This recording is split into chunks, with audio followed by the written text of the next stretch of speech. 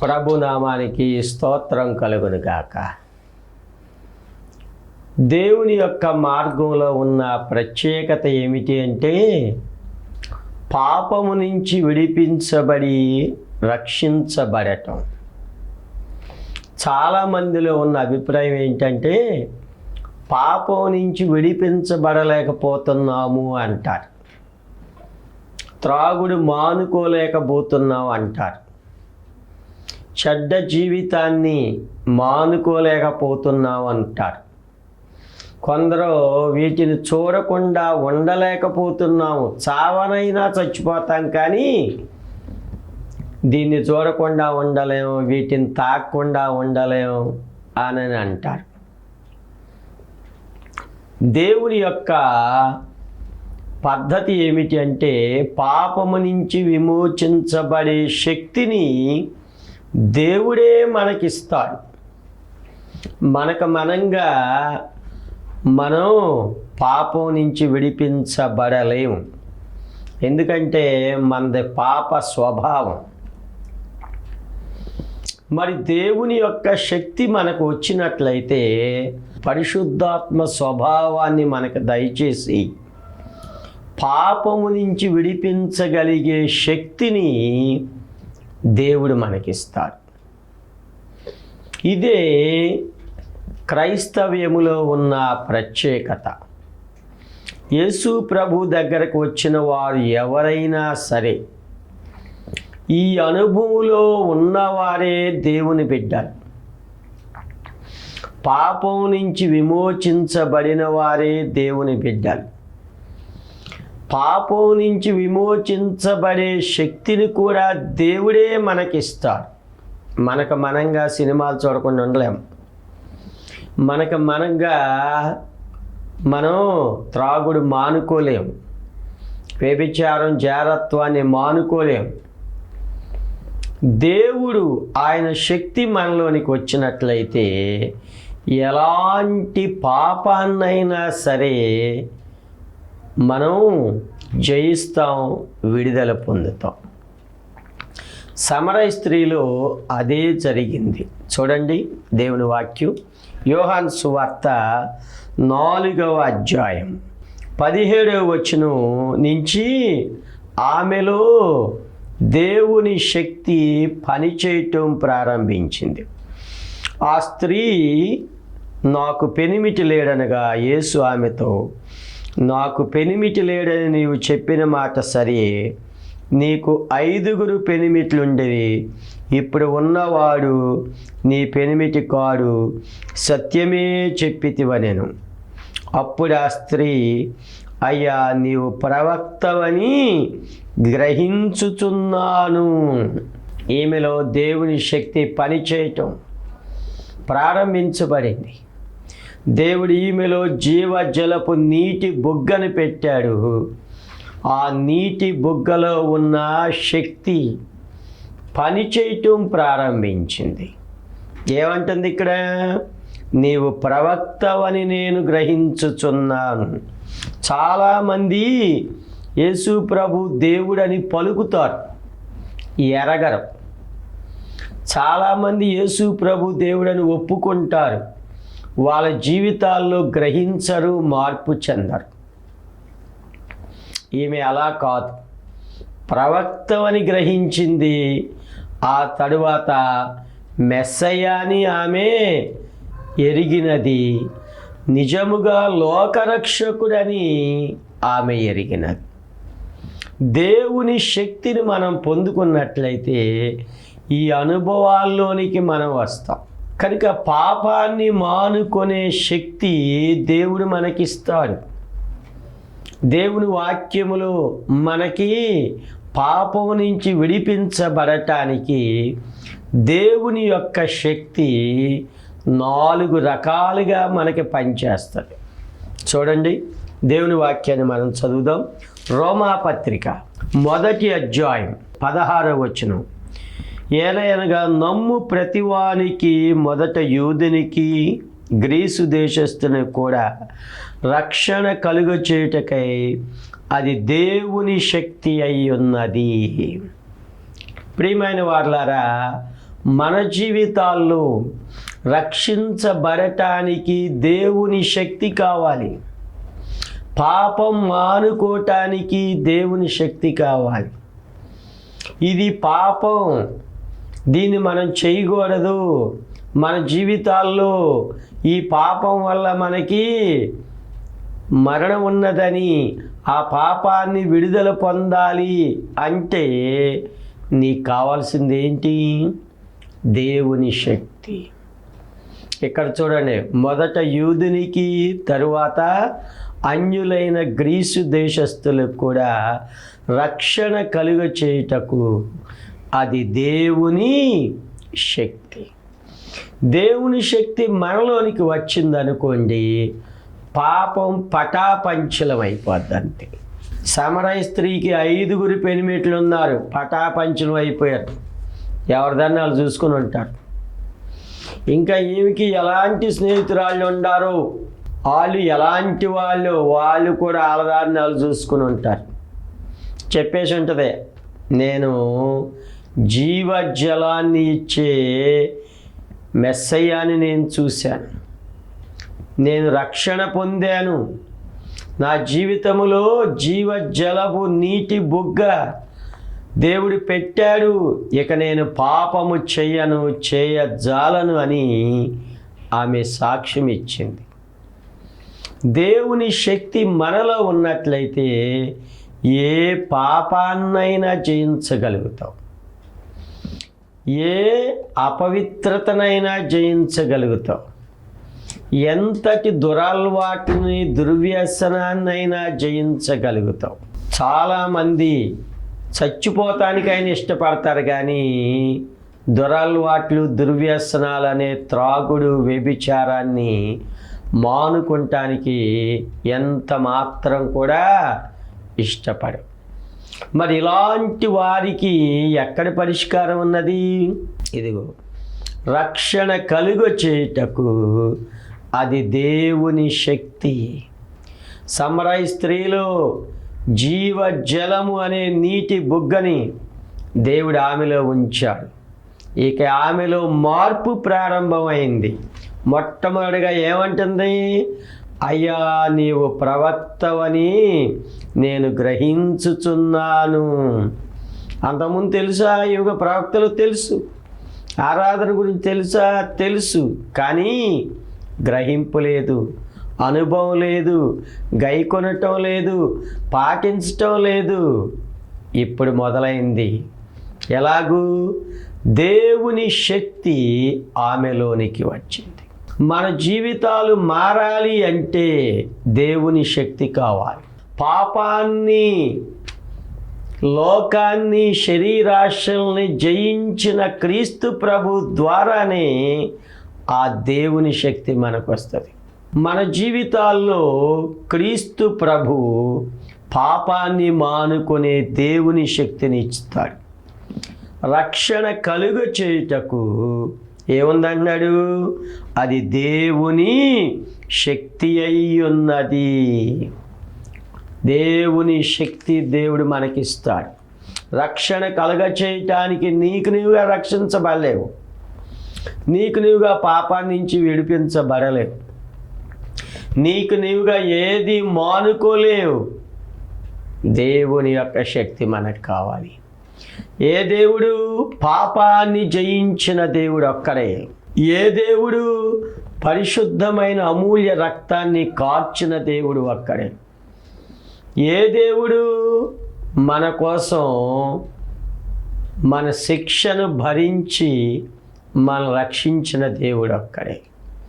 ఆయన ద్వారానే జరుగుద్ది. కనుక యేసు ప్రభువులో ఉన్న ప్రత్యేకత ఏంటంటే, ఆయన మన రక్షకుడిగా ఉండి దేవుని శక్తి మనకు దయచేస్తాడు. ఆ దేవుని శక్తి పాపాన్ని మానుకునేటట్లుగా దేవుడు చేస్తాడు. ఇంకోటి మనం చూద్దాం, చూడండి. రెండవది, 1 కొరింథీ పత్రిక 1వ అధ్యాయం 18. సిలువను గూర్చిన వార్త నశించుచున్న వారికి వెర్రితనము గాని రక్షించబడుచున్న మనకు దేవుని శక్తి. సిలువను గూర్చిన వార్తలో మనకేముంది? దేవుని శక్తి ఉన్నది. సిలువను గూర్చిన వార్త నీ జీవితానికి శక్తినిస్తుంది. ఆయన సిలువ వేయబడ్డాడు. ఆ సిలువలో ఉన్న దేవుని శక్తి నీకు పాపం నుంచి విడిపించబడేటట్లు చేస్తాడు. గమనించారా? కనుక మనందరం తెలుసుకోవాల్సింది ఏంటంటే, యేసు ప్రభు సిలువలో ఉన్న ఆయన శక్తి, సిలువను గూర్చిన వార్త నశించుచున్న వారికి వెర్రితనము కానీ, రక్షింపబడుచున్న మనకు దేవుని శక్తి. ఆ శక్తే మనకి రక్షణ. ఇంకా చూడండి 24వ వచనంలో, యూదులకేమి గ్రీసు దేశస్థులకేమి పిలువబడిన వారికి క్రీస్తు దేవుని శక్తియు. గమనించరా? ఎవరు ఆయన? దేవుని శక్తి. ఆయన యేసు ప్రభు దేవుని శక్తి, పరిశుద్ధాత్ముడు దేవుని శక్తి. సిలువను గూర్చిన వార్త ద్వారా దేవుడు మనకి శక్తినిస్తాడు. పాపాన్ని మానుకునే దేవుని శక్తినిస్తాడు. లోక సంబంధమైన జీవితాన్ని మానుకునే దేవుని శక్తినిస్తాడు. మన జీవితాల్లో పాపాన్ని, లోకాన్ని, శరీరాశలను జయించే శక్తిని దేవుడిస్తాడు. బైబిల్లో ఇంకొక ఆయన ఉన్నాడు, మార్కు సువార్త 5వ అధ్యాయంలో. సేన దయ్యాలు పట్టినవాడు. గొప్ప మార్పు అతనిలో వచ్చింది. ఇనుప సంఖ్యలనైన తుత్తినీలుగా చేసిన వాడు బట్టలు ధరించుకొని స్వస్థ చిత్తుడై యేసు ప్రభు పాదాల యొద్ద కూర్చున్నాడు. వాళ్ళు పాపాన్ని జయించే దేవుని శక్తి వచ్చింది. దయ్యాన్ని జయించే దేవుని శక్తి వచ్చింది. జీవితంలో సమాధుల్లో ఉండేవాడు యేసు ప్రభు దగ్గరకు వచ్చి కూర్చున్నాడు. సువార్తను ప్రకటించాడు. ఇది దేవుని శక్తి. మనుషులను మార్చే శక్తి యేసు ప్రభు దగ్గర ఉంది. నీ జీవితం మార్చుకోగలిగే శక్తి యేసు ప్రభు దగ్గర ఉంది. నువ్వు ఎక్కడికి వెళ్ళినా ఏది చేసినా ఏదో తాత్కాలిక భ్రమ, ఉపశమనం పొందుతావు. మళ్ళీ తర్వాత మామూలే. తాగుడు తాగుడే, పాప జీవితమే, సిగరెట్లే, దుర్వ్యసనమే, ఏమీ మార్పు ఉండదు. మరి ప్రభు దగ్గరకు వచ్చావు అంటే దేవుడు ఏం చేస్తాడంటే మనలో మార్పుని తీసుకుని వస్తాడు. సమరయ స్త్రీలో అదే మార్పు వచ్చింది. సేన దయ్యములు పట్టిన వాడిలో అపవిత్రాత్మ ఈ మనుషుని విడిచిపోమ్మని దేవుడు ఆజ్ఞాపించాడు. దేవుని శక్తి వాళ్ళలోనికి వచ్చింది. కనుక ఈ లోకంలో మనం పాపం మానుకోవాలి అంటే దేవుని శక్తి మనకు కావాలి. నీకు నీవుగా మానుకోలేవు. నీకు నీవు నీతిమంతుడిగా ఉండలేవు. నీకు నీవుగా పరిశుద్ధుడిగా ఉండలేవు. చాలామంది సాధువులు అంటారు, సర్వాన్ని పరిత్యజించి అన్న వాళ్ళు కటకటాల్లోకి వెళ్ళారు. కనుక ఈ లోకంలో ఏ మానవుడు నీతిమంతుడిగా ఉండలేడు, పవిత్రుడిగా ఉండలేడు. మరి దేవుని శక్తి మనలోనికి వచ్చిందంటే అప్పుడు మనలను దేవుడు నీతిమంతులుగా చేస్తాడు. ఆయన బిడ్డలుగా చేస్తాడు. ఆయన మార్గములో నడిపిస్తాడు. ఇది దేవుని యొక్క శక్తి. గమనించారా? కనుక మన జీవితాల్లో ఈ లోకంలో నీవు నెమ్మది, సమాధానం, సంతోషం,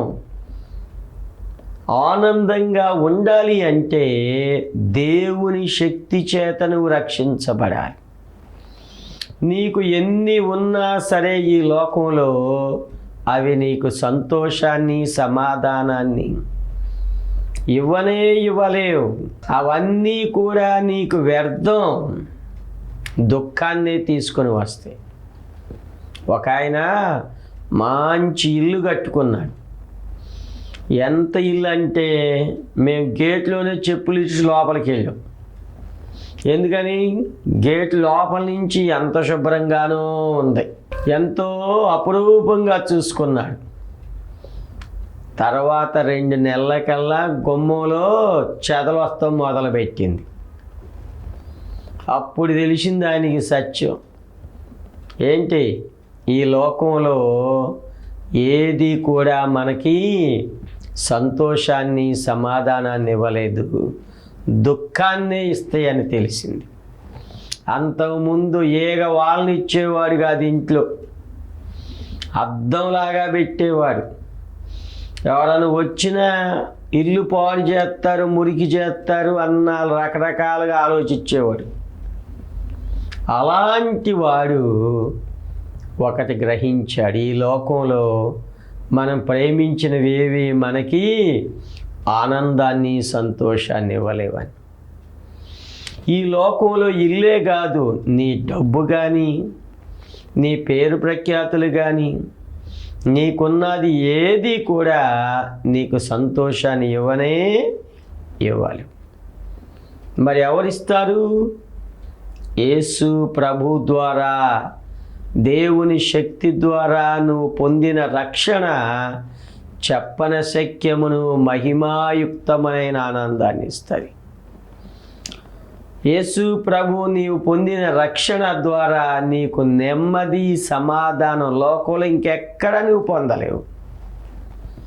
నీ జీవితానికి నిరీక్షణ, నీ జీవితానికి ఒక గమ్యం దేవుడు నీకు దయచేస్తాడు. సినిమా స్టార్లు ఉన్నారు, ఎందుకు ఆత్మహత్యలు చేసుకుంటున్నారు? సినిమా స్టార్లు ఉన్నారు, ఎందుకు గొడవలు, గందరగోళాలు వస్తున్నాయి వాళ్ళల్లో? లోకంలో గొప్ప గొప్ప వాళ్ళు ఉన్నారు, వాళ్ళు ఎందుకని రోడ్డున పడుతున్నారు? ఈ లోకంలో మనుషునికి ఏది సమాధానాన్ని ఇవ్వలేదు. యేసు ప్రభు ద్వారా నీవు పొందిన రక్షణే ఈ లోకంలో ఉన్న అన్నిటికన్నా నీకు నెమ్మది, సమాధానాన్ని దయచేస్తుంది. కనుక దేవుని యొక్క శక్తి, శిలువ శక్తి మనల్ని పాపాన్ని జయించేటట్లు చేస్తుంది. త్రాగుడు, వ్యభిచారం, పేకాటలు, ఈ రకరకాల దుర్వ్యసనాలని, ఆన్లైన్ గేములు, బెట్టింగులు, డ్రగ్స్, ఇలాంటివన్నీ మానుకునేటట్లుగా చేసేది దేవుని యొక్క శక్తి. ఇంకోటి మనం చూద్దాం, చూడండి. 2వ తిమోతి పత్రిక 1వ అధ్యాయం 8వ వచనం. కాబట్టి నీవు మన ప్రభు విషయమైన సాక్ష్యమును గూర్చి అయినను, ఆయన ఖైదీనైన నన్ను గూర్చి అయినను సిగ్గుపరక దేవుని శక్తిని బట్టి సువార్త నిమిత్తమైన శ్రమానుభవంలో పాలివాడవై ఉండుము. ఏ శక్తిని బట్టి? లోకానుసారమైన శక్తా, లేక మన జ్ఞానమా, మన తెలివా, మన యొక్క విద్య? ఇవేమీ కాదు ప్రియమైన వాళ్ళ. దేవుని శక్తిని బట్టి ఈ లోకంలో దేవుని సాక్షులుగా జీవించాలి. సమరయ స్త్రీ దేవుని శక్తిని బట్టి సాక్ష్యం ఇచ్చింది. ఏమని సాక్ష్యం ఇచ్చింది? ఈయన మెస్సయ్య, ఈయన క్రీస్తు కాడా. చూడండి 28వ వచనం చూడండి. మీరు వచ్చి నేను చేసినవని నాతో చెప్పిన మనుషుని చూడుడి, ఈయన క్రీస్తు కాడని ఊరి వారితో చెప్పగా. ఇదే సువార్త, ఇదే ఆమెలోకి వచ్చిన దేవుని శక్తి. దేవుని శక్తి ద్వారా ఆమె ప్రవర్తన మారింది, ఆమె మాటలు మారిని, ఆమె నడక మారింది, ఆమె యొక్క సమస్త జీవితం మారిపోయింది. పాతవి గతించింది, సమస్తము క్రొత్తమైందండి. ఇదే దేవుని శక్తి. మనలో దేవుని శక్తి ఉంటేనే దేవుని బిడ్డలుగా జీవించగలం. మనలో దేవుని శక్తి లేదు అనుకోండి, మనం దేవుని బిడ్డలుగా ఎప్పటికీ జీవించం. యేసు ప్రభు మరణాన్ని జయించిన శక్తి కలిగిన దేవుడు. యేసు ప్రభు పునరుద్ధానుడై తిరిగి లేచిన శక్తి కలిగిన దేవుడు. యేసు ప్రభు కార్చిన పరిశుద్ధ రక్తమే ఎప్పటికీ మనలను పాపం నుంచి విడిపించగలుగుతుంది. కనుక మన జీవితాల్లో రక్షణ పొందటానికి దేవుని శక్తి, మన జీవితాల్లో సిలువను గూర్చిన వార్త ద్వారా దేవుని యొక్క శక్తి మనకి వస్తుంది. ఆయన సిలువలో గల శక్తి, సిలువ చేత మనకి జయోత్సవాన్ని ప్రభు మనకు దయచేస్తాడు. సిలువ ద్వారానే విజయం. మనం అంటాం కదా, సిలువ రక్తమే జయం. సిలువ ద్వారా దేవుని యొక్క విజయాన్ని మనకిస్తాడు.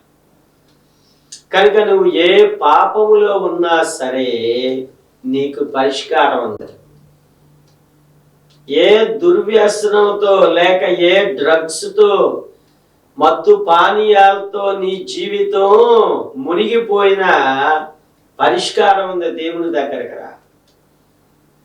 చాలా మంది ఈ మత్తు పానీయాలతో, ఈ మత్తులో జోగుతూ ఉంటారు.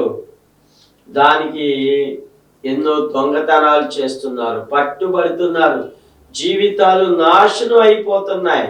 ఇంజనీరింగ్ చదివే కుర్రవాళ్ళు, మెడిసిన్ చదివే కుర్రవాళ్ళు, ఇంకా రకరకాల వాళ్ళు అందరూ ఈ యొక్క మత్తు పదార్థాలతో బానిసలు అవుతున్నారు. మరి ఏంటి దీనికి పరిష్కారం? మన దగ్గర ఎప్పటికీ పరిష్కారం కాదు.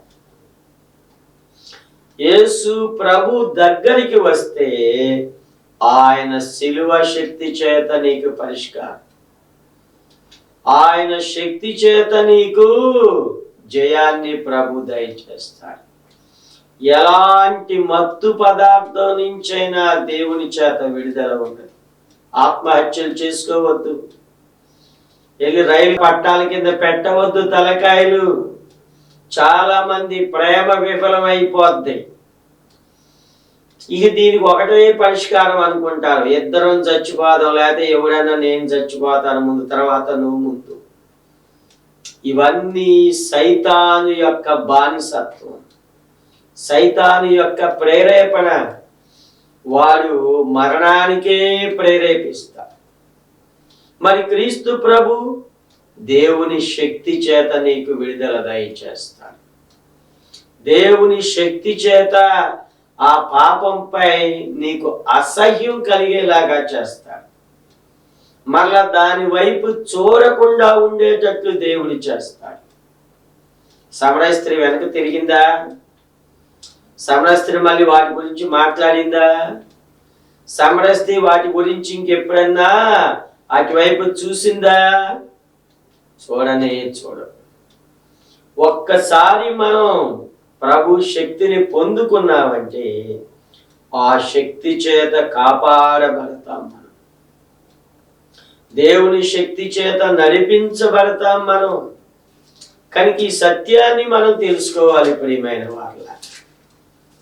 కనుక మనందరం కూడా ఈ సత్యాన్ని గ్రహించాలి.